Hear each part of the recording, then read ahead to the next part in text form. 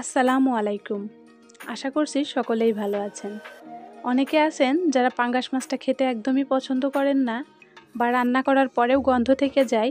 মূলত তাদের জন্যই আজকের এই রেসিপিটা।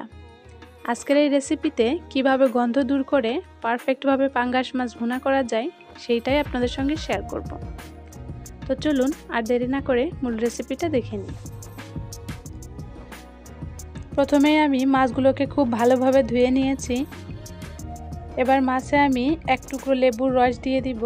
এই লেবুর রসটা দেওয়ার ফলেই কিন্তু মাছের যে গন্ধটা থাকবে সেটা দূর হয়ে যাবে। আর দিয়ে দিব সামান্য লবণ। এবার আমি লবণ এবং লেবুর রসটা দিয়ে মাছগুলোকে খুব ভালোভাবে মাখিয়ে নিব। এবার আমি মাছগুলোকে 5 মিনিট এইভাবে রেখে দিব। 5 মিনিট পর মাছগুলোকে আমি খুব ভালোভাবে ধুয়ে নিয়েছি। এবার আমি মাছে দিয়ে দিব সামান্য লবণ, মরিচের গুঁড়া আর দিয়ে দিব সামান্য হলুদের গুঁড়া। এবার আমি মাছগুলোকে খুব ভালোভাবে একটু মাখিয়ে নেব।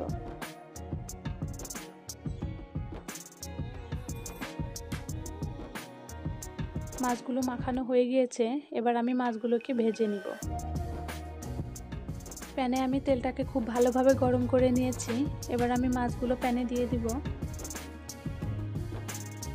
সবগুলো মাছ আমি প্যানে দিয়ে দিয়েছি। এবার আমি মাছগুলোকে উল্টে পাল্টে ভালোভাবে ভেজে নিব।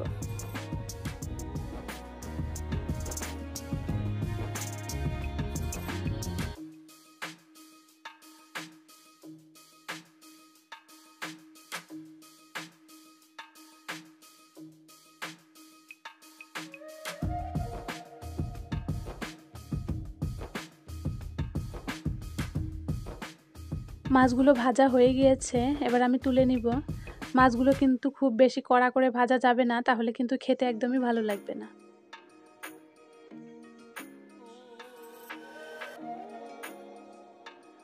এবার আমি দিয়ে দিলাম পেঁয়াজ কুচি।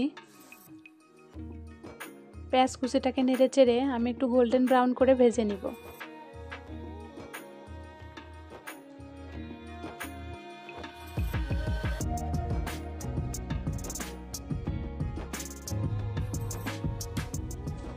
পেঁয়াজগুলো ভাজা হয়ে গিয়েছে। এবার আমি পেঁয়াজের মধ্যে সামান্য পরিমাণ পানি অ্যাড করে দিব।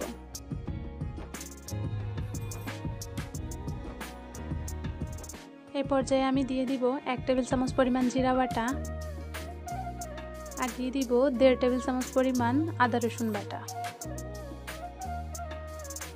এবার আমি মশলাটাকে খুব ভালোভাবে একটু নাড়াচাড়া করে নিব, যাতে মশলার কাঁচা গন্ধটা চলে যায়।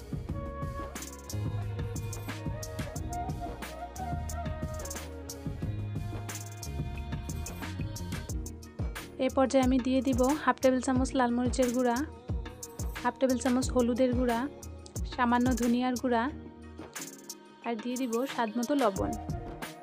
এবার আমি মশলাটাকে খুব ভালোভাবে নেড়ে চেড়ে কষিয়ে নিব।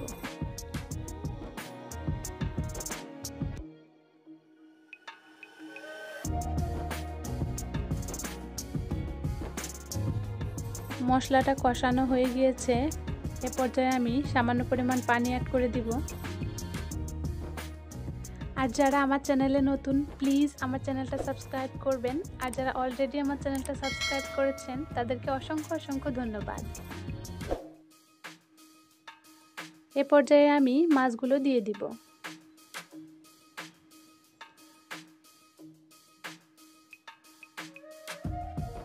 মাছগুলো দেওয়ার পর হালকা একটু নাড়াচাড়া করে দিব।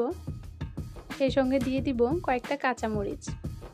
এবার চুলার হিটটা মিডিয়ামে রেখে 5 মিনিটের জন্য আমি তরকারিটা ঢেকে দিব। 5 মিনিট পর আমি ঢাকনাটা তুলে নিব। দেখুন ঝোলটা কিন্তু পর্যাপ্ত পরিমাণ শুকিয়ে এসেছে।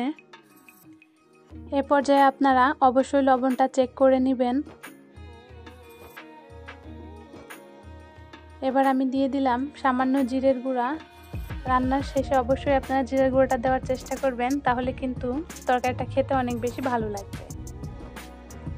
এবার আমি মাছগুলো একটু উল্টে পাল্টে দিব। আমার রান্নাটা কিন্তু প্রায় শেষ হয়ে এসেছে। আপনারা এই রেসিপিটা অবশ্যই বাসায় ট্রাই করবেন। আশা করছি সকলেই পছন্দ করবে। আর আমার ভিডিও ভালো লাগলে অবশ্যই লাইক, কমেন্ট, শেয়ার করবেন। আর আমার চ্যানেলটিকে সাবস্ক্রাইব করে পাশে থাকা বেল আইকনটি বাজিয়ে দিবেন। তাহলে আমার দেওয়া প্রত্যেকটা ভিডিওর নোটিফিকেশন সবার আগে পৌঁছে যাবে আপনার মোবাইলে। আজ এ পর্যন্তই। সবাই ভালো থাকবেন, সুস্থ থাকবেন। আল্লাহ হাফেজ।